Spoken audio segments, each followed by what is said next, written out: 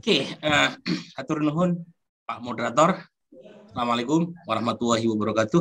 Waalaikumsalam warahmatullahi wabarakatuh. Alhamdulillah, syukurillah, la haula wala quwata illa billah, la nabiyya ba'dah amma ba'd. Kalau pengamat politiknya dari UIN, mukadimahnya harus bahasa Arab. Oke, selamat pagi Pak Dekan, Profesor Dr. Ahmad Ali Nurdin yang saya hormati, para wakil dekan, tentu saja sahabat lama saya, Pak Asep Muhammad Iqbal, Direktur CASSR, yang kebetulan ulang tahunnya bareng sama saya. Dan tentu saja para dosen dan seluruh mahasiswa FISIP UIN UIN Bandung. Ya. Ini kelamaan ngajar di FISIP UIN Jakarta, jadi salah sebut. Oke, saya sebenarnya agak belakangan ini Pak ya, Pak Dekan agak membatasi untuk menjadi public intellectual. Kebetulan saya sudah sampaikan ke Pak Iqbal, dalam 2 tahun terakhir ini ada banyak tugas, jadi bukan hanya sebagai dosen FISIP UIN Jakarta, tapi juga mengelola 2 lembaga survei. Kemudian selama 1 tahun terakhir menjadi visiting fellow di ISEAS Singapura. Terakhir dikasih tugas ngajar di Pasca dan Pempret Jurnal punya FISIP UIN Jakarta. Jadi sangat multitasking dan cukup menyita waktu.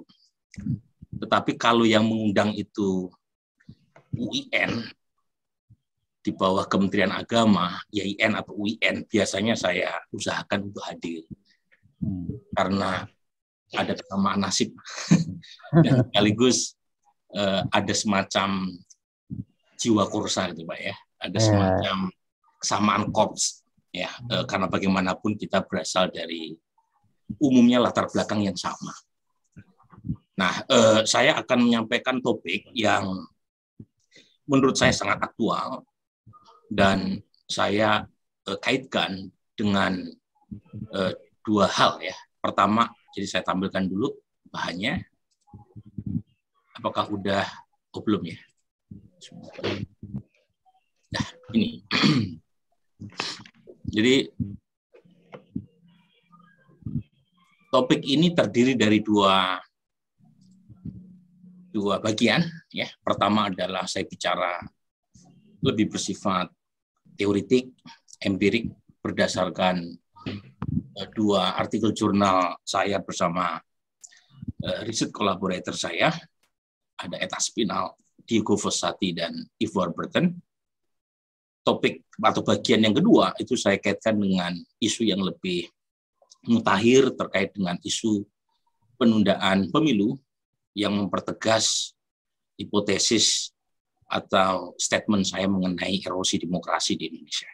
Jadi ada 2 hal yang nanti saya akan sampaikan di dalam presentasi saya sekarang.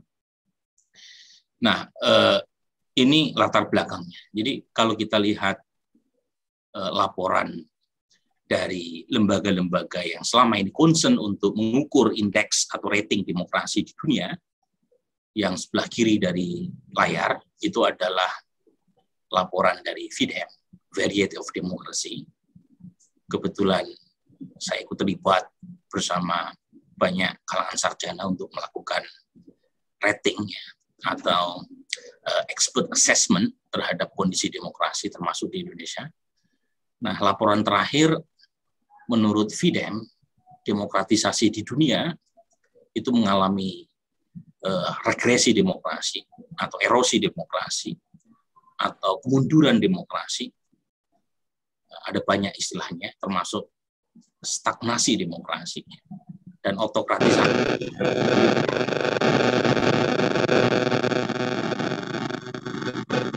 Ada suara ini ya. Nah, 68% warga dunia menurut VDEM itu sekarang hidup di bawah rezim autokrasi. Jadi makin lama makin besar proporsi warga dunia yang tidak menikmati demokrasi. Termasuk yang tadi disebut oleh Pak Dekan, Rusia itu adalah negara yang sudah lama masuk dalam kategori non-demokrasi. Nah, terakhir adalah India. Jadi, India dengan jumlah penduduk terbesar di dunia setelah China dan menjadi negara yang sebelumnya dikategorikan sebagai negara terbesar demokrasi, belakangan masuk rezim autokrasi. Salah satunya karena faktor populisme Hindu yang membuat warga Muslim di India banyak mengalami persekusi. Jadi ini satu tren yang cukup mengkhawatirkan. Nah, mungkin ada yang bertanya apa yang disebut dengan istilah regresi demokrasi. Regresi demokrasi atau erosi demokrasi itu adalah satu fenomena di mana gelombang demokratisasi ketiga itu mengalami stagnasi bahkan kemunduran. Dan fenomena tersebut terjadi kurang lebih selama 2 window terakhir atau 14 tahun terakhir atau 16 tahun terakhir. Jadi hampir 2 dekade kita mengalami gejala demokratisasi yang terhenti dan banyak negara yang mengalami regresi. Termasuk indeks demokrasi Amerika Serikat itu juga menurun tajam, terutama sejak terpilihnya Donald Trump. Jadi itu kira-kira ya wajah dunia yang gloomy, termasuk di Indonesia. Nah, Indonesia nanti saya jelaskan di bawah, indeks demokrasinya menurun terutama untuk 2 variabel kebebasan sipil dan variabel budaya politik. Nah, sebelah kanan ini adalah data dari Freedom, ya, sebelah kanan dari layar. Jadi Freedom House itu menghitung 2 indikator utama. Yang pertama adalah civil liberties, yang kedua adalah political right, ya, hak-hak politik, ya, mencoblos, berkampanye, petisi dan seterusnya. Nah, itu dibuat scoring 1 sampai 7, antara yang sangat bebas menjadi tidak bebas. Dan kemudian scoring itu oleh Freedom House dibuat semacam netnya. Apakah negara yang mengalami perkembangan demokrasi lebih banyak dibanding negara yang mengalami penurunan. Nah, kalau Anda lihat, sekalian sebelah kanan, terutama sejak 2008 ke atas, ya, itu 2007 ke atas, itu lebih banyak negara di dunia yang mengalami penurunan demokrasi ketimbang peningkatan. Jadi netnya negatif, ya. Terakhir data 2021 kita harus menunggu, tapi data tahun 2020 negara yang mengalami penurunan demokrasi itu 45, ya, netnya negatif. Jadi ini sekaligus mengkonfirmasi banyaknya negara di dunia yang belakangan tidak lagi sah disebut sebagai negara demokrasi. Nah, ini Indonesia. Nah, ini data dari The Economist Intelligence Unit, ya, yang menunjukkan pola yang sama di mana Indonesia itu bagian dari kecenderungan global yang mengalami erosi atau regresi demokrasi. Ya. Jadi yang ingin saya katakan adalah kita tidak sendirian di sini. Ini bagian dari pola global yang terjadi dalam beberapa tahun terakhir yang menunjukkan betapa demokrasi di dunia sedang mengalami kemuraman. Nah, apa yang membuat Indonesia turun itu terutama di 2 dimensi, ya. Yang pertama adalah budaya politik, ya. Budaya politik itu semacam civic culture, ya. Apakah warga bisa menerima orang yang berbeda secara politik, secara agama, secara budaya, itu menurun, termasuk kebebasan sipil, ya. Toleransi yang merosot, ya. Kemudian polarisasi, populisme, ya. Jadi skor Indonesia menurut The Economist itu terendah dalam 14 tahun terakhir. Jadi itu adalah hasil dari banyak studi. Nah, sekarang kita ingin mengecek sejauh mana klaim-klaim tersebut, ya, itu mendapatkan konfirmasi di lapangan. Dan saat yang sama saya ingin menguji 2 hal, ya, terkait dengan penurunan skor demokrasi kita. Nah, ini paper saya di Jurnal Democratization, ya. Nah, kalau negara mengalami penurunan sudah menjadi semacam rahasia umum, tapi pertanyaan yang belum banyak dijawab oleh para ahli adalah what are the drivers of democratic decline? Apa yang menyebabkan kemunduran demokrasi? Apa pemicunya? Apa driversnya? Nah, kalau kita baca literatur, banyak ahli yang mengatakan bahwa penurunan demokrasi di dunia itu disebabkan oleh para elit. Jadi orang menyebut Donald Trump, orang menyebut Erdogan di Turki, orang menyebut Putin di Rusia, orang menyebut Viktor Orban di Hungaria, orang menyebut Narendra Modi di India sebagai pemicu kemunduran demokrasi. Jadi para ahli banyak yang mengatakan democratic regression is intrinsically an elite-led process. Jadi kemunduran demokrasi itu pada dasarnya produk dari proses yang di drive ya oleh para elit, seperti yang tadi saya sebut contohnya sebelah kiri. Nah, mungkin pertanyaan yang wajib untuk kita tanya berikutnya adalah apa benar bahwa elit sepenuhnya bertanggung jawab terhadap democratic decline? Nah, misalnya kalau kita baca literatur tentang Indonesia, politik kartelnya Kusgrido Ambardi, atau Fedi Hadis, atau Markus Misner, atau Dan Slater, itu umumnya sering mereka menyalahkan para elit yang bertanggung jawab atas kemunduran atau setidaknya demokrasi yang tidak pernah naik kelas atau kualitasnya. Dan pada umumnya, para ahli mengatakan publik adalah benteng terakhir demokrasi di Indonesia pasca reformasi. Jadi, they cast the public as democratic bulwark. Umumnya begitu. Nah, kita ingin tanya, apa benar klaim seperti itu? Nah, para ahli ketika mereka mengatakan bahwa demokrasi di Indonesia bertahan, tidak mundur lebih jauh, karena Indonesia meskipun mengalami regresi, itu rankingnya tidak seburuk Rusia, tidak separah India. FIDE masih menempatkan Indonesia di bagian tengah, sedikit di atas rata-rata demokrasi di dunia. Nah, umumnya itu para ahli menyematkan kredit atau apresiasinya pada publik ya. Dan ketika mereka bicara publik yang menjadi benteng terakhir demokratisasi di Indonesia, itu umumnya mereka mensupport data saya, yaitu data temuan survei opini publik over time yang menjelaskan bahwa dukungan terhadap demokrasi di Indonesia itu tinggi. Dan tentu saja tidak salah, datanya memang demikian. Tetapi yang harus diwaspadai adalah demokrasi tidak hanya diukur oleh seberapa besar dukungan publik terhadap demokrasi sebagai the best system of government. Jadi demokrasi tidak hanya diukur dari dukungan normatif. Nah, itu yang paling penting. Demokrasi bukan sekedar dihitung dari seberapa besar masyarakat yang menerima bahwa demokrasi adalah sistem terbaik. Demokrasi juga diukur oleh banyak hal, bukan sekedar preferensi normatif terhadap demokrasi. Nah, di situ jadi problem. Ya. Kalau iman terhadap demokrasi memang secara overtime tinggi orang Indonesia.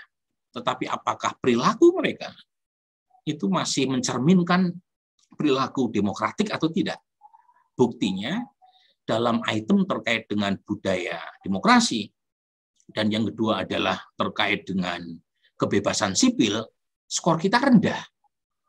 Berarti masyarakat iman terhadap demokrasinya tinggi, tapi perilakunya itu masih belum mencerminkan sepenuhnya demokrasi. Gitu kira-kira ya. Nah, untuk membuktikan itu, gitu ya, maka hipotesis yang wajib untuk kita tes adalah kalau betul bahwa elit bertanggung jawab terhadap democratic erosion, sejauh mana elit tadi, sikap elit tadi merefleksikan preferensi publik. Ya. Jadi, kalaupun toh benar bahwa elit tadi bertanggung jawab terhadap kemunduran demokrasi, mereka bisa bekerja menjalankan modus operandinya tadi kalau dibiarkan oleh publik, kan gitu. Jadi argumennya kan elit tadi mungkin benar bertanggung jawab terhadap kemunduran demokrasi, tetapi warga negara dalam konteks demokrasi punya hak besar untuk mencegah elit yang melakukan regresi tadi. Nah, elit sukses menjalankan operasinya untuk memundurkan demokrasi karena publik membiarkan hal itu terjadi. Jadi pada dasarnya elit tidak bisa berdiri sendiri, apalagi dalam konteks demokrasi. Nah, itu hipotesis kita. Yang kedua, kalau betul bahwa elit bertanggung jawab terhadap kemunduran demokrasi, seharusnya sikap elit terkait dengan dimensi-dimensi demokrasi itu harus lebih otoriter ketimbang publik. Nah, itu. Nah, karena itu kita hitung, kita lakukan 2 jenis survei untuk mengukur sikap elit terkait dengan dukungan mereka terhadap demokrasi dengan berbagai macam variabel, bukan sekedar demokrasi secara sistem, secara normatif. Kemudian kita bandingkan dengan pertanyaan yang sama yang kita tanyakan kepada warga negara. Jadi kita bandingkan. Nanti kita bisa melihat secara komparatif apa betul klaim yang mengatakan bahwa elit itu lebih otoriter ketimbang publik. Nah, untuk mengukurnya kita menanyakan elit di sini adalah anggota DPRD di 31 provinsi sebanyak 508 anggota DPRD. Kita melakukan proses penarikan sampel secara representatif. Ya. Semakin banyak jumlah DPRD di satu provinsi, semakin besar sampelnya. Total ada 508. Nah, ini salah satu riset elit politik terbesar yang pernah dilakukan di dunia, ya. Jadi salah satu kontribusi, kalau kita menulis jurnal itu kan satu harus ada novelty-nya. Novelty yang pertama dari sisi isi, novelty yang kedua dari sisi metode, ya. Nah, kita coba melakukan itu, ya. Yang kemudian kita bandingkan dengan sikap massanya. Nah, salah satu yang kita lihat adalah klaim apa betul elit dalam hal ini adalah anggota DPRD dari partai-partai yang lolos parliamentary threshold tahun 2014 itu lebih liberal ketimbang publik. Nah, sekarang kalau teman-teman baca literatur tentang demokrasi itu ada istilah ada begitu nih. Ini topiknya agak berat dikit ya. Nanti di bagian terakhir agak ini, jadi mohon tidak ada leaking. Itu ada istilah liberal versus illiberal. Nah, itu memang kalau istilah liberal di sini kan asosiasinya negatif, ya. Tapi coba kita buang kata liberal. Liberal di sini adalah demokrasi konstitusional, kira begitu, ya. Biar tidak loaded gitu istilahnya. Jadi apa itu illiberal democrats atau demokrat illiberal? Yaitu demokrasi yang hanya menjunjung aspek prosedural. Jadi ada pemilu tetapi nggak concern terhadap isu bagaimana melindungi kebebasan sipil atau kebebasan individu. Nah, itu yang disebut dengan istilah demokrasi yang bersifat illiberal. Nah, orang seperti Farid Zakaria itu mengatakan negara demokrasi ketiga itu sulit sepenuhnya menjadi demokrasi yang liberal. Karena negara dunia ketiga itu casingnya aja yang demokrat, tetapi isinya tidak demokratis. Karena mereka tidak punya semangat individualisme, bla bla bla. Nah, kita tes, ya, argumen itu. Apa benar bahwa elit itu lebih liberal atau lebih otoriter ketimbang publik? Nanti kita cek, ya. Nah, ukuran liberalisme indeks itu kita kumpulkan. Mohon maaf, ini apakah suara pengajian masuk ke dalam nggak, ya? Pengajiannya kencang banget di sini. Tidak mengikuti saran Pak Menteri Agama ini. Sedikit Mas. Sedikit ya, sebentar Pak. Aman. Ini kencang banget soalnya. Nah, ini saya nggak tahu ini. Itu menunjukkan surat edaran Menteri Agama tidak diindahkan. Oke, saya lanjutkan ya. Jadi indeks liberalisme itu ada 5 dalam survei yang kita tanyakan di 2 populasi yang berbeda. Satu, kerukunan masyarakat itu bisa terganggu jika masyarakat mengorganisir banyak kelompok. Karena salah satu ukuran demokrasi adalah kita hidup dalam poliarki. Orang bebas menyuarakan pendapatnya, termasuk dalam organisasi, dalam kelompok-kelompok sosial. Ya, makanya saya termasuk orang yang paling keras ya menolak pembubaran Hizbut Tahrir atau FPI. Betapapun saya tidak setuju agenda mereka. Karena buat saya demokrasi itu memperbolehkan kelompok-kelompok itu untuk bersuara. Bahwa muncul banyak noise, ya nggak apa-apa. Disitulah indahnya demokrasi. Karena kelompok yang berbeda dengan Hizbut Tahrir atau FPI pun boleh menyuarakan aspirasinya. Nah, kita tes tuh pertanyaan ini ya.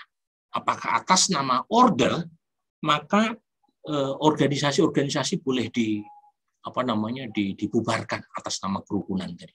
Yang kedua, when judges decide important cases, they should accept the view of the executive branches. Jadi ketika hakim memutuskan kasus yang penting, maka hakim harus mendengar pendapat dari kalangan eksekutif. Kalau mereka setuju dengan pendapat ini, itu menunjukkan responden itu illiberal. Kenapa? Karena hakim itu harus independen. Dia tidak boleh mendengar atau terpengaruhi oleh pendapat kepala daerah, kepala pemerintahan, dan seterusnya.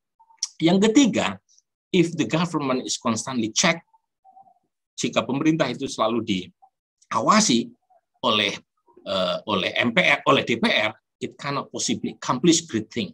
Maka pemerintah tidak akan mampu mencapai hal-hal yang positif.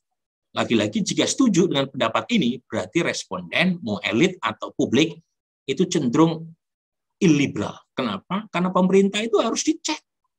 Justru kalau DPR itu kayak rubber stamp, hanya tugasnya menstempel kebijakan pemerintah, itu DPR-nya nggak menjalankan fungsinya di pengawasan. Ya.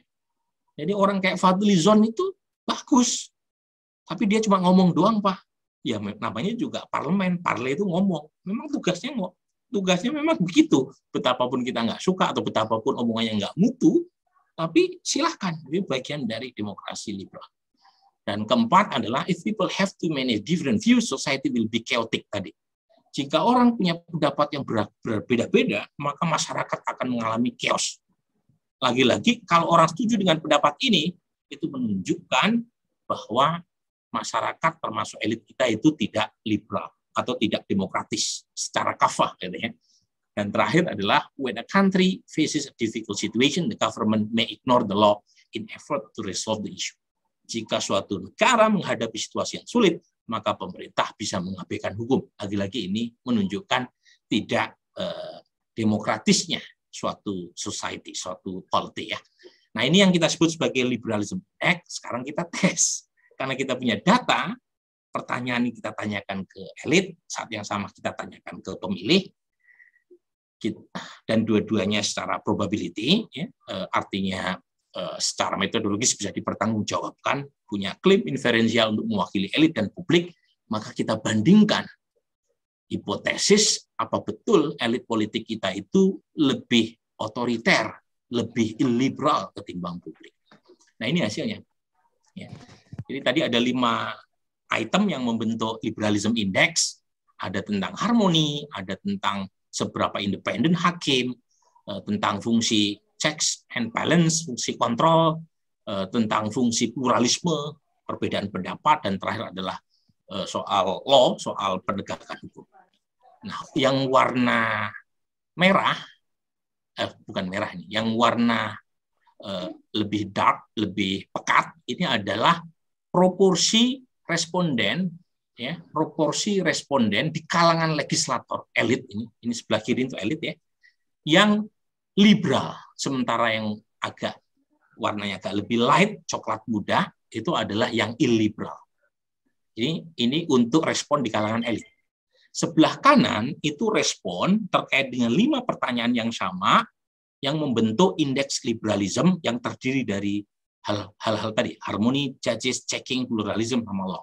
Tetapi kita tanyakan di kalangan massa atau publik secara umum, warga negara Indonesia yang punya hak pilih. Coba lihat proporsinya. Nah, ternyata kami tidak menemukan bukti bahwa elit di Indonesia dari partai-partai yang lolos PT itu lebih liberal atau lebih otoriter ketimbang publik. Kami nggak menemukan itu. Yang kami temukan adalah elit kita itu cenderung lebih liberal ketimbang publik. Lihat tuh proporsinya. Dalam soal harmoni, lebih banyak elit yang tidak setuju bahwa harmoni masyarakat terganggu jika ada banyak organisasi. Yang illiberal, yang artinya yang setuju dengan pendapat bahwa harmoni atau kerukunan di masyarakat akan terganggu kalau kita punya banyak organisasi yang berbeda-beda, itu cuma kecil nih proporsinya. Begitu juga soal peran hakim. Ya. Sebagian besar elit kita itu cenderung liberal. Hakim itu nggak boleh diganggu, nggak boleh meminta pendapat masyarakat. Coba bandingkan sama yang publik. Yang publik lebih banyak yang illiberal ketimbang yang legislator. Begitu juga dalam soal checks and balances. Ya.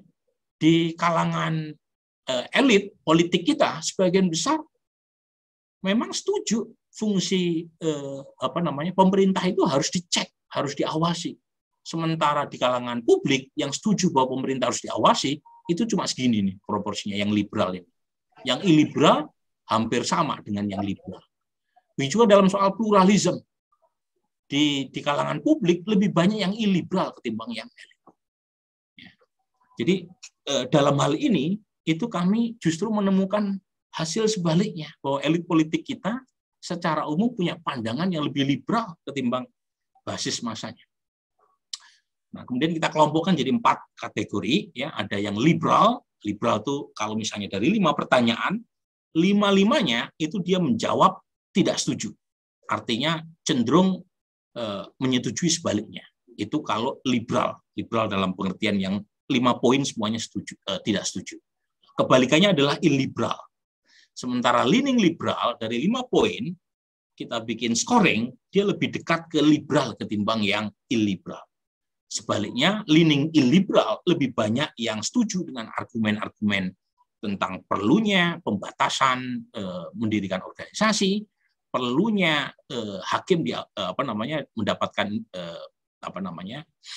kayak semacam pendapat dari kalangan eksekutif, tidak setuju pluralisme, tidak setuju checks and balances. Itu kalau dia lebih banyak condong ke illiberal, kita kategorikan sebagai leaning illiberal, dan terakhir adalah illiberal.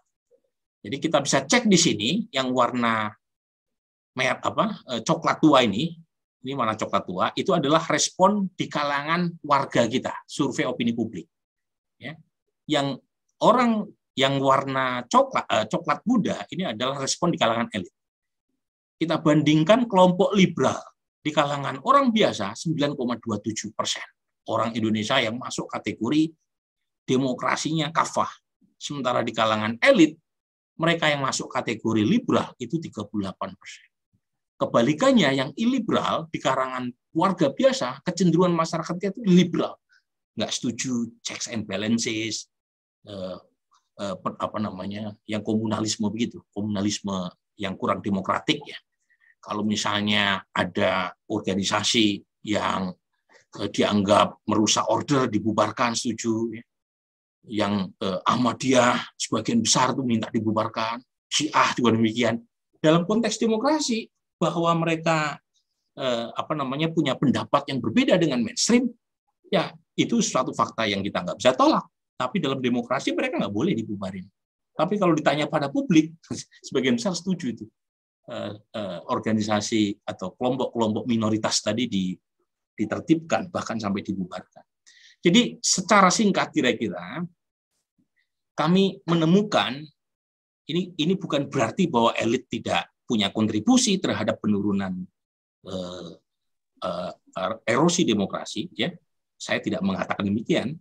Yang ingin saya katakan adalah dari paper ini elit punya problem yang luar biasa. Tetapi pandangan publik terkait dengan demokrasi itu juga menyumbang masalah. Jadi erosi atau penurunan demokrasi di Indonesia itu bukan semata-mata tanggung jawab elit. Publik juga turut menyumbang penurunan demokrasi. Buktinya dari 6 dimensi yang diukur di ekonomis, penurunan paling parah di bawah 5 skornya itu hal-hal yang berkaitan dengan masalah publik loh. Satu, budaya politik. Dua, kebebasan sipil. Nah, politisi dengan enaknya menggulirkan kebijakan atau pendapat yang mendukung penurunan demokrasi itu karena ada dukungan publik. Ya, munculnya perda-perda agama yang intoleran, yang tidak demokratis, itu karena kebetulan mereka mendapatkan sokongan dari warganya. Jadi dalam hal ini kami tidak mengatakan bahwa elit tidak menyumbang munculnya fenomena stagnasi demokrasi. Kami tidak mengatakan itu. Yang kami katakan adalah elit juga bertanggung jawab terhadap penurunan demokrasi, tetapi publik yang selama ini dianggap sebagai bentengnya demokrasi ternyata tidak seindah yang kita bayangkan. Publik juga punya kontribusi terhadap penurunan demokrasi di Indonesia. Nah, untuk lebih jauh, kami punya untuk mendukung argumen tadi bahwa publik juga problematik. Itu belum lama saya, Diego Fossati, dan Yves punya paper yang diterbitkan oleh jurnal yang sangat baik ya di bidang political science, namanya Jurnal Party Politics. Impact faktornya 3-4 ya, lumayan tinggi. Ya. Nah, salah satu argumen kami untuk mendukung apa yang saya sampaikan sebelumnya, yaitu publik kita juga punya kontribusi terhadap fenomena penurunan demokrasi adalah satu ya, kalau kita baca literatur tentang demokrasi yang mengalami regresi, apa yang disebut dengan istilah the new wave of autocratization, ya, itu adalah fenomena ini terjadi di negara-negara yang secara formal itu demokrasi. Jadi fenomena regresi demokrasi atau erosi demokrasi itu punya metode baru yang berbeda dengan fenomena otoritarianisme di masa lalu. Apa itu? Dulu fenomena otoritarianisme atau transisi dari demokrasi ke otoritarianisme itu umumnya yang menjadi faktor pemicunya adalah aktor-aktor militer. Jadi kalau kita baca How Democracies Die yang sempat dibaca sama Anies, itu bagian dari cara dia untuk pencitraan itu ya. Kalau Anda baca buku itu, buku karyanya Levitsky sama Ziblatt, itu kan dimulai dari cerita keduanya yang tidak membayangkan fenomena regresi demokrasi terjadi di Amerika. Ya. Jadi dia cerita tahun 70-an Allende, presiden Chile, baru beberapa tahun terpilih secara demokratis, tiba-tiba dia diserbu oleh militer, oleh Pinochet, ya, militer yang dipimpin oleh Pinochet menyerbu istana La Moneda, ya, saya lupa nama istananya di Chile, diserbu dari udara, dari darat, dan si Allende itu menyerukan melalui pidatonya yang menggebu-gebu pada pendukungnya, turun ke jalan, hadanglah militer yang mencoba mengambil kekuasaan rakyat. Ya, itu kira-kira. Tetapi sayangnya nggak banyak pendukungnya yang mau membela mati-matian Allende. Dan akhirnya istananya diserbu, kemudian Allende ditangkap, nggak lama kemudian dia mati, gantung diri, dan matilah demokrasi di Chile. Itu kisah transisi dari demokrasi ke otoritarianisme masa lalu. Sekarang yang terjadi dalam konteks regresi demokrasi dalam 1 dekade terakhir ini, itu nggak seperti itu. Sekarang yang terjadi tidak melalui direct coercion, aktornya bukan lagi aktor non-demokrasi seperti militer, memang terjadi beberapa, misalnya kayak di Myanmar, di Thailand, ada kudeta militer, tetapi kejadian kayak begini, terakhir di Haiti, itu kejadian yang sangat kecil. Pola umumnya regresi demokrasi seperti di slide pertama yang tadi saya sampaikan, itu pola umumnya bukan militer pelaku utamanya, tetapi elit-elit sipil hasil pemilu. Nah, pertanyaannya kemudian adalah bagaimana menjelaskan mekanisme penurunan demokrasi yang diinisiasi oleh elected incumbent yang tidak memakai direct coercion. Nah, itu kira-kira paper kami ya. Nah, kami menemukan mekanisme untuk menjalankan proses modus operandi elit untuk menurunkan indeks demokrasi tadi. Ada Donald Trump, ada Modi, ada Putin. Itu umumnya melalui mempengaruhi opini publik dengan cara approval rating. Ya. Nah, pertanyaan yang kemudian layak untuk kita ajukan adalah bagaimana peran warga negara biasa? Jadi argumennya nggak berubah dengan yang pertama, bahwa warga negara biasa punya kontribusi mengapa elit kemudian bebas menjalankan operasinya untuk fenomena apa yang disebut dengan istilah regresi demokrasi ya. Tapi kira-kira kita ingin tahu lebih jauh how do elite maintain public approval while pursuing illiberal agenda. Karena Donald Trump bisa dengan bebas karena dia mendapatkan dukungan publik bukan hanya waktu pemilu. Ya. Kemudian Modi, mungkin juga Pak Jokowi di Indonesia. Ya. Kemudian Putin, itu mereka terpilih melalui pemilu dan approval ratingnya tinggi-tinggi. Ya. Jadi, if most citizens support democracy as a system of government, why do they support the authoritarian intervention of the politician they elect? Ya. Nah, kemudian kita masuk ke satu tesis yang sekarang sangat populer ya di kalangan ahli yang disebut dengan istilah efek partisanship dan polarisasi politiknya. Jadi studi kami yang saya presentasikan ini itu kira-kira menjelaskan aspek fondasi mikro dari democratic decline. Jadi kalau bicara elitnya itu udah banyak studi, ya, tetapi kita menjelaskan mengapa elit bebas menjalankan operasinya yang ujungnya berakhir dengan kemunduran demokrasi. Nah, studi-studi selama ini itu umumnya terbatas di Amerika bagian utara dan Eropa, yang kebetulan mereka punya sejarah panjang kompetisi elektoral yang sangat partisan, di mana perbedaan satu partai dengan partai lain itu sangat kentara di tingkat massa. Nah, Indonesia itu unik. Parti ID kita rendah sekali, orang yang dekat dengan partai rendah. Jawa Barat misalnya itu provinsi yang suka berpindah-pindah pilihan partainya. Tahun 99 PDIP menang, tahun 2004 di Jawa Barat yang menang adalah Demokrat gitu ya. Golkar 2009 yang menang Demokrat, 2014 PDIP lagi menang 2019 gitu ya, kalau nggak salah. Gerindra ya, Gerindra atau PKS ya, dua partai itulah.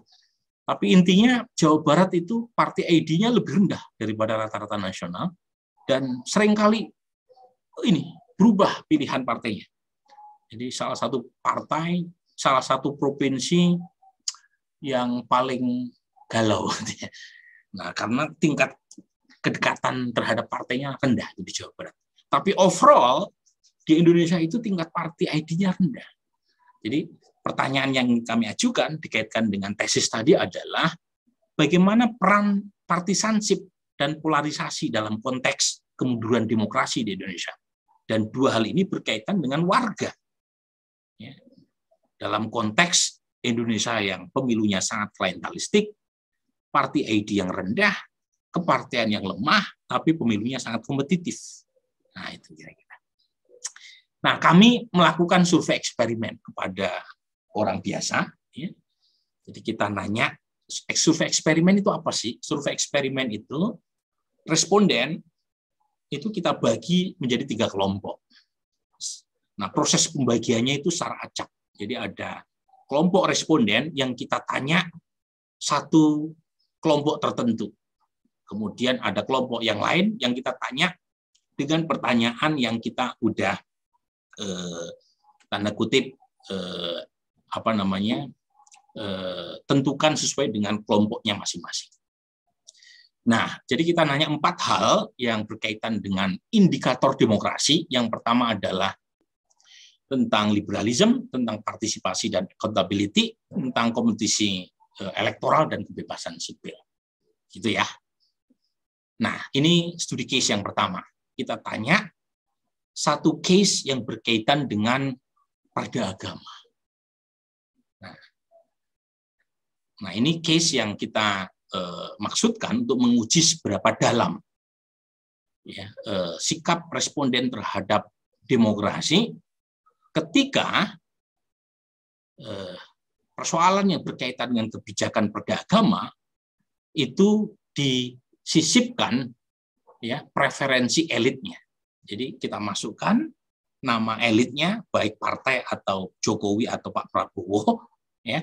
Dan kemudian apakah sikap responden itu berubah setelah nama elit atau partai itu kita masukkan dalam eksperimen. Ya, jadi ini survei dilakukan sebelum Pilpres 2019. Jadi kita belum punya data terbaru setelah Pak Prabowo masuk ke pemerintahan.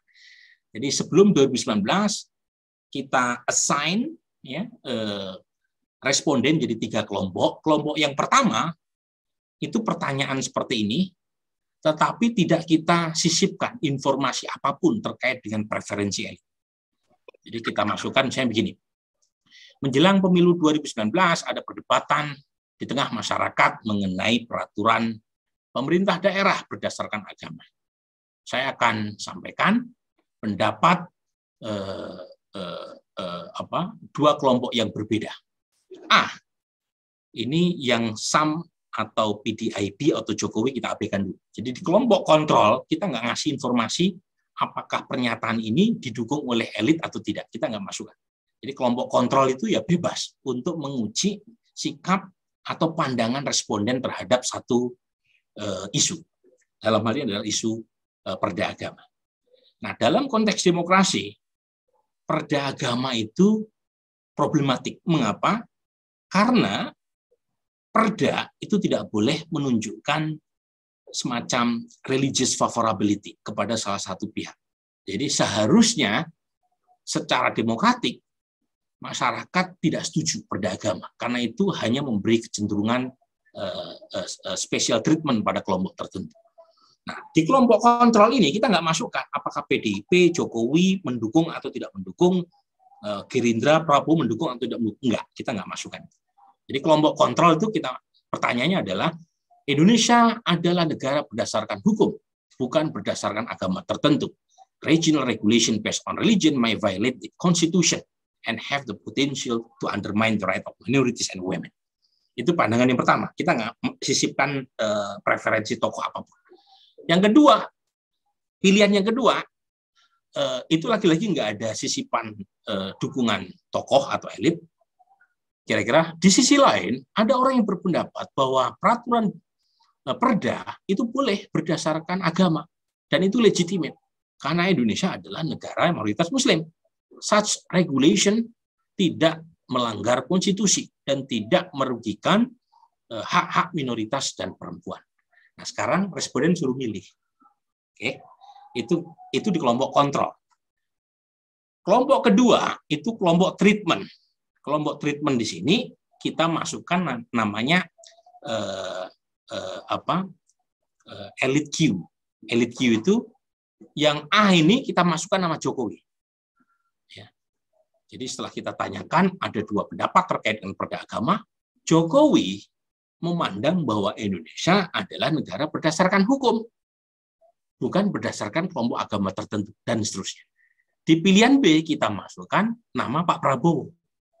Kita anggap posisi keduanya agak merefleksikan pandangan yang berbeda terkait dengan perda agama. Nah, di kelompok yang ketiga, itu namanya treatment yang kedua, kita sisipkan preferensinya PDIP.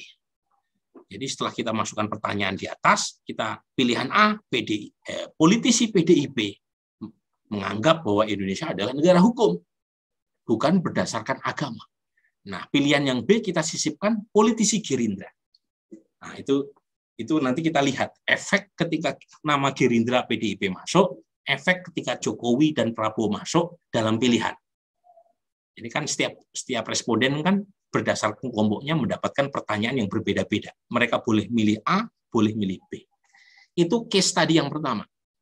Case study yang kedua, itu pilkada dihapus, diganti dengan pemilihan lewat DPRD. Sama, masing-masing kelompok mendapatkan pertanyaan yang berbeda-beda. Ada yang kelompok kontrol, artinya responden tidak mendapatkan Q apapun, apakah elit, mau Jokowi, mau Prabowo, mau PDIP, mau Gerindra, berposisi tertentu dalam soal pilkada. Pilkada dihapus. Ya. Ini kelompok ketiga, soal electoral threshold. Jadi PT, presidential threshold, itu terlalu tinggi. Dan secara demokratik itu bermasalah. Mengapa? Karena prinsip demokrasi itu membuka seluas mungkin buat kompetisi. Kalau presidensial threshold terlalu tinggi, maka kemungkinan besar kompetisi akan berkurang. Dan ketika kompetisi berkurang, sangat mungkin dalam beberapa kasus di pilkada terjadi calon tunggal. Nah, tapi kita coba tes, karena PDIP dan Jokowi setuju presidensial threshold tinggi. Gerindra pada masa jelang 2019 dan Prabowo menolak. Nah, kita tanya, nanti kita bandingkan kelompok kontrol sebelum mereka mendapatkan Q terkait dengan posisi elit. Dan terakhir, limiting freedom of association, soal Perpu Ormas. Perpu Ormas ini yang jadi dasar buat pemerintah untuk membubarkan Hizbut Tahrir dan FPI. Anda tahu sikap Jokowi, sikap PDIP mendukung Perpu Ormas. Kemudian sikap Gerindra dan Prabowo menolak Perpu Ormas sebelum Prabowo masuk ke dalam pemerintahan di jilid kedua. Poin saya, ada 4 kasus, 4-empatnya itu mencitrakan dukungan terhadap demokrasi, tetapi terlihat sikap elit itu tidak konsisten. Kalau mendukung kepentingannya, dia setuju sikap terhadap salah satu dari 4 kasus tadi, tapi kalau bertentangan, dia menolak. Misalnya, dalam soal pilkada yang mau diganti menjadi pemilihan lewat DPRD, itu Jokowi dan PDIP menolak, maunya tetap pilkada. Prabowo dan Gerindra setuju pilkada dihapus. Coba lihat data media sebelumnya. Dalam soal misalnya perda agama, PDIP menolak, Jokowi juga menolak, Prabowo setuju. Tapi dalam soal Perpu Ormas, Jokowi dan PDIP sikapnya justru mendukung habis-habisan, bahkan menjadi inisiator. Prabowo menolak. Ya, termasuk dalam soal presidensial threshold yang sebenarnya tidak demokratis, tapi Jokowi setuju, Prabowo menolak, begitu juga dengan sikap partainya masing-masing. Nah, sekarang kita ingin tes. Ya, tes ini adalah respon di kalangan kelompok kontrol. Apa maksudnya? Ini respon pemilih, responden di kalangan warga biasa sebelum tercemari oleh opini elit. Ya. Kemudian kita lihat, kita hitung ya, pemilih PDIP, pemilih Gerindra, pemilih Jokowi, pemilih Prabowo. Di kelompok kontrol. Kelompok kontrol, jangan lupa tadi saya sebut ya, yaitu kelompok dalam eksperimen ketika mereka ditanya tentang satu isu dan mereka tidak mendapatkan informasi apapun berkaitan dengan sikap elitnya masing-masing. Supaya lebih mudah saya tampilkan di sini. Ini terlalu banyak angka, nanti overwhelming. Nah, ini dia. Ini lebih mudah cara membacanya ya. Jadi ini soal perda agama. Tuh lihat ya, ini kelompok kontrol. Teman-teman mahasiswa bisa cek di sini. Di kelompok kontrol ini parti Q. Parti Q itu mereka yang mendapatkan informasi tentang sikap partai PDIP, Gerindra, PDIP versus Gerindra, ya. Dan kemudian kita bandingkan pemilih Gerindra dan pemilih PDIP. Ya, ini kelompok kontrol, ini nggak ada informasi. Dalam soal perda agama, pemilih PDIP yang warna hitam ini sama pemilih Gerindra yang warna biru ini itu umumnya nggak beda itu. Mereka pada dasarnya sikapnya nggak beda dalam soal perda agama. Sedikit di atas 0, artinya agak cenderung setuju, ya, agak cenderung setuju. Tetapi pada umumnya mereka tidak terlalu berbeda. Nah, di kelompok treatment ini udah ada efek partai nih. Kita sebutkan PDIP menolak perda agama, Gerindra mendukung perda agama. Tuh lihat. Pemilih Gerindra ketika terinformasi di kelompok treatment bahwa Gerindra mendukung perda agama langsung naik tajam. Nah, berarti sikap konstituen Gerindra terkait dengan isu perda agama itu sangat dipengaruhi oleh elitnya. Nah, begitu juga dalam soal pilkada tuh lihat tuh. Awalnya pemilih Gerindra dan pemilih PDIP nggak beda, mereka umumnya setuju terhadap pilkada secara langsung. Ya. Tapi ketika diumumkan bahwa pilkada itu dihapus saja, entah karena politik uang macam-macam, dukungan terhadap di kalangan warga Gerindra yang setuju direct election itu dihapus, itu langsung naik tajam. Tuh ya. Jadi orang Gerindra pada dasarnya awalnya nggak setuju pilkada dihapus, tapi setelah terinformasi, Gerindra setuju, ya udah saya ikut gitu. Ini soal presidensial threshold. Sama ya, ini yang warna ini yang PDIP yang warna abu-abu ini. Awalnya orang PDIP itu, pemilih PDIP itu nggak setuju presidensial threshold terlalu tinggi. Tapi setelah terinformasi di kelompok treatment bahwa elit PDIP itu mendukung, langsung mendukung. Begitu juga dalam soal Perpu Ormas. Nah, jadi orang PDIP awalnya yang setuju Perpu Ormas itu sedikit, tapi setelah terinformasi bahwa PDIP itu setuju Perpu Ormas, langsung naik. Ini efek leader, nah ini bandingannya. Kalau tadi partai, kalau ini efek leader. Ini kelompok kontrol, polanya sama. Ketika Jokowi mengatakan perda agama itu berbahaya, misalnya, itu langsung turun dukungan di kalangan pendukung Jokowi. Sebaliknya, ketika Pak Prabowo sikapnya diketahui oleh pemilih Pak Prabowo, dukungan terhadap perda agama makin meningkat. Begitu juga dalam soal pilkada, begitu juga dalam soal electoral threshold, begitu juga dalam soal Perpu Ormas. Nah, singkat kata, saya ingin persingkat ya. Orang Indonesia itu sangat terpengaruhi oleh sikap elit dan partainya. Dan ketika elit dan partainya punya pandangan yang anti demokrasi, maka konstituennya mudah sekali untuk ikut kemanapun elitnya itu mengambil sikap. Kalau elitnya terjun ke jurang, ikut juga tuh konstituennya. Nah, ini yang kita asumsikan sebagai yang kita klaim sebagai polarisasi politik, sebagai ancaman yang besar buat proses demokrasi di Indonesia. Karena polarisasi politik yang begitu tajam, akhirnya konstituen partai maupun elit tadi itu membenarkan sikap elit masing-masing, bahkan ketika sikap elit tersebut itu bertentangan dengan sikap individual seorang warga. Nah, itu. Nah, misalnya kalau kita perhatikan kan banyak itu. Sampai sekarang ada pendukung Pak Jokowi yang apapun yang disampaikan Pak Jokowi meskipun itu tidak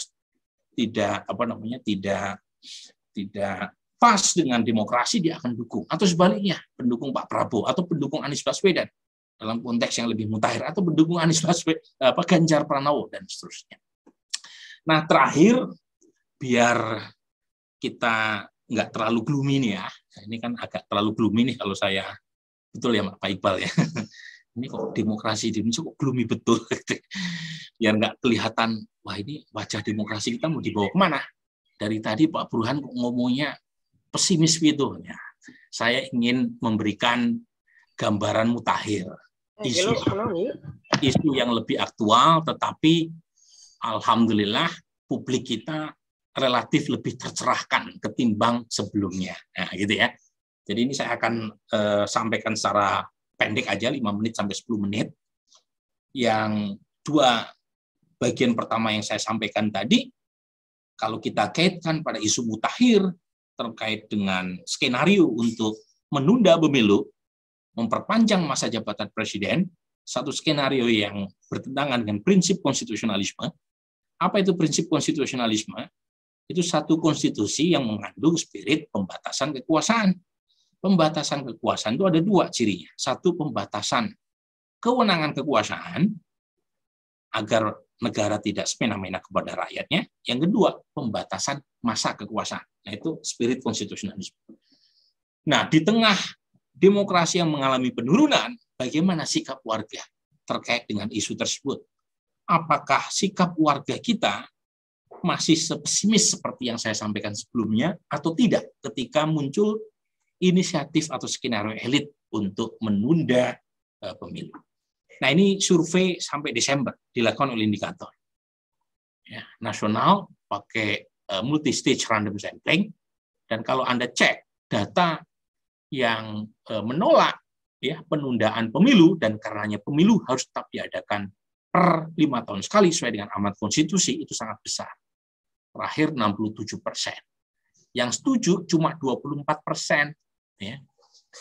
Nah, kalau misalnya Anda cek siapa yang menolak berdasarkan afiliasi ormas, berdasarkan pilihan partai dan pilihan capres 2019, itu datang dari semua kalangan. Jadi aspirasi penolakan pemilu ditunda itu bersifat multipartisan. Jadi apapun pilihan partainya, apapun pilihan capres di 2019, maupun afiliasi ormas. Jadi misalnya orang yang dekat dengan NU, 71% menolak. Jadi meskipun ketua PBNU mengatakan penundaan pemilu itu masuk akal, tapi kalau ditanya kepada basis massa NU, nggak seperti diklaim oleh Gus Yahya. Gitu ya. Apalagi warga Muhammadiyah lebih tinggi lagi. Kemudian pemilih Pak Jokowi sama Pak Ma'ruf Amin, meskipun lebih sedikit dibanding pemilih Pak Prabowo dalam soal aspirasi penolakan penundaan pemilu, tetapi mayoritas pemilih Pak Jokowi sekalipun itu juga menolak penundaan pemilu. Jadi mereka memilih Pak Prabowo Pak Jokowi 2019 seperti Ade Armando misalnya, tetapi kampanye secara terbuka untuk menolak penundaan pemilu. Meskipun di kalangan pemilih Pak Prabowo jauh lebih gede penolakan itu. Kemudian coba kita cek bagaimana dengan konstituen PKB. Karena Caimin kampanye besar-besaran untuk menunda pemilu. Kalau kita tanya sama Caimin, memang dia punya aspirasi untuk menunda pemilu. Tetapi kalau ditanya sama konstituennya, 70% itu meminta pemilu tetap diadakan sesuai jadwal. Bahkan dalam kondisi pandemi sekalipun. Apalagi pemilih PAN, lebih gede lagi, yang meminta agar pemilu tetap diadakan sesuai jadwal, bertentangan dengan klaimnya Pak Zulkifli Hasan. Nah, pertanyaan yang wajib kita tanyakan sebagai bagian dari mahasiswa FISIP adalah, jika basis masanya punya aspirasi yang berbeda dengan ketua umumnya, pertanyaannya Pak Zulkifli Hasan dan Pak Muhaimin itu menyuarakan aspirasi siapa? Gitu. Nah, ini pertanyaan kepuasan. Ya. Ini survei tatap muka, ini survei online. Jadi Pak Dekan ya, kebetulan kami sedang mengembangkan survei online. Biasanya survei online di Indonesia itu bersifat purposif. Jadi kirim ke WA tertentu, kirim ke alamat tertentu ya.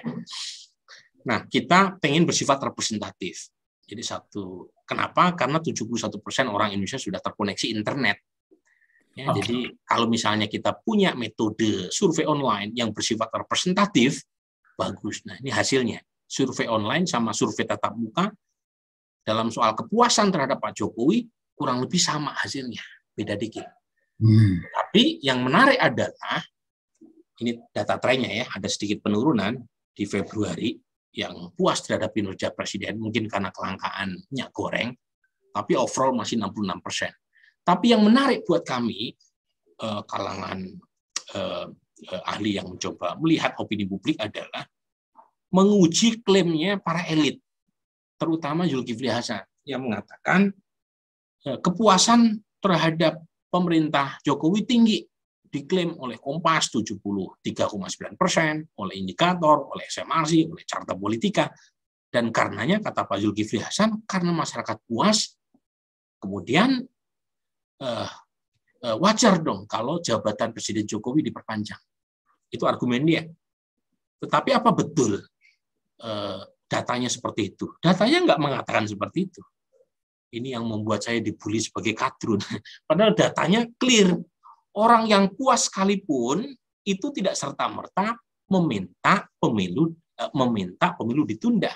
Ini ya, ini yang sebelah kiri ini adalah data di kalangan mereka yang puas atau sangat puas terhadap kinerja Pak Jokowi.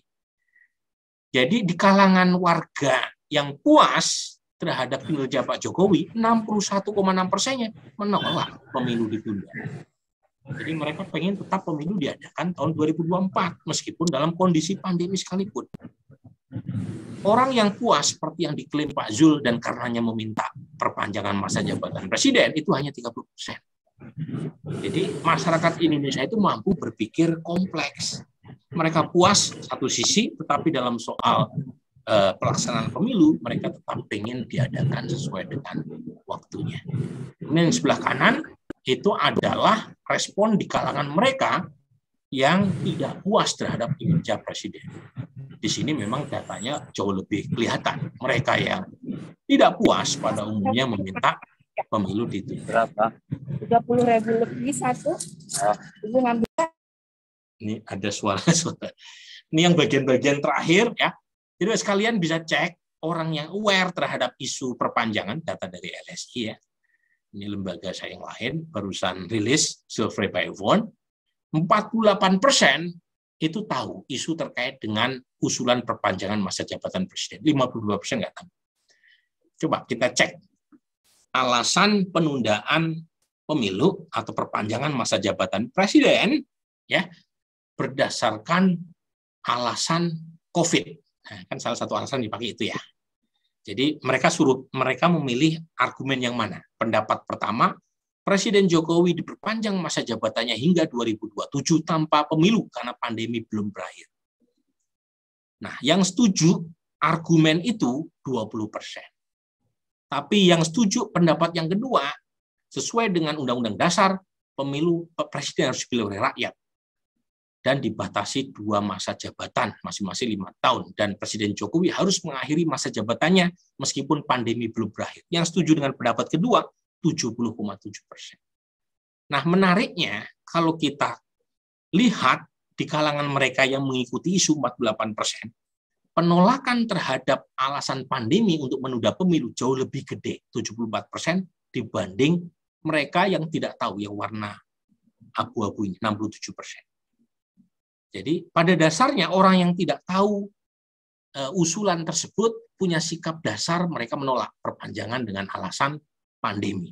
Tetapi ketika mereka terinformasi, mereka mengikuti usulan tersebut, penolakannya jauh lebih gede, 74 dibanding 67. Artinya, kalau misalnya elit partai tadi makin serius menggulirkan isu perpanjangan, alih-alih mengubah sikap orang yang awalnya tidak setuju menjadi setuju, penolakan justru makin membesar.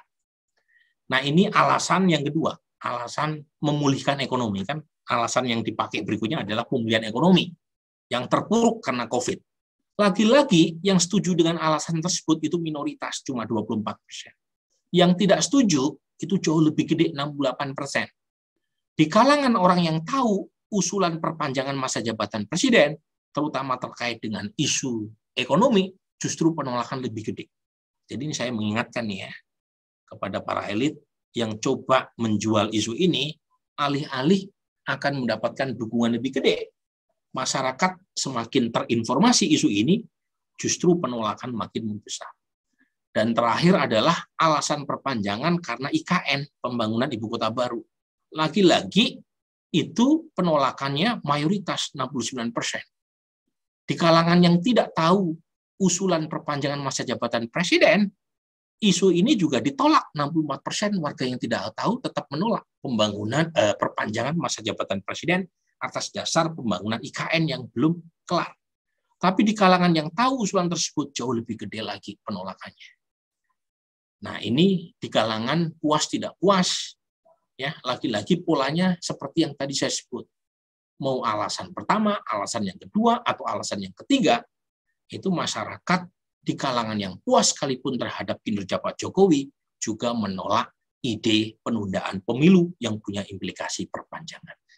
Nah, ini data demografi sederhana, ya, cross tabulasi berdasarkan gender, usia, etnik, ya, misalnya etnik Sunda nih ya, wow, etnik Sunda yang menolak jauh lebih gede, Sunda sama Betawi. Nah, itu etnik penolakan terhadap penundaan pemilu itu jauh lebih gede tuh dibanding Jawa. Jawa masih mayoritas 64%, tapi etnik Sunda yang menolak penundaan atau perpanjangan masa jabatan presiden itu magnitudenya lebih gede. Batak 65, Jawa 64, Sunda 82, Betawi 90, Minang 100% nolak. Oke, Saya kira cukup ya yang untuk wilayah semua datang dari semua kelompok kecuali Maluku Papua ya. Maluku Papua cenderung menerima penundaan pemilu ketimbang wilayah yang lain. Saya kira itu Pak Iqbal, Pak Moderator, terima kasih sekali lagi atas waktunya. Saya mohon maaf kalau agak kepanjangan. Tadi saya coba ekspreskan. Saya tahu ini topik yang tidak mudah, tetapi kira-kira kalau saya simpulkan, pertama kita punya PR terkait dengan regresi atau erosi demokrasi, dan kualitas demokrasi di masa pemerintahan Jokowi mengalami penurunan, tetapi penurunan demokrasi di masa pemerintahan sekarang itu bukan fenomena unik terjadi di Indonesia saja, tapi fenomena yang terjadi secara global. Nah, fenomena yang terjadi secara global terkait dengan stagnasi bahkan erosi demokrasi tadi itu disebabkan terutama oleh polarisasi dan politik partisan.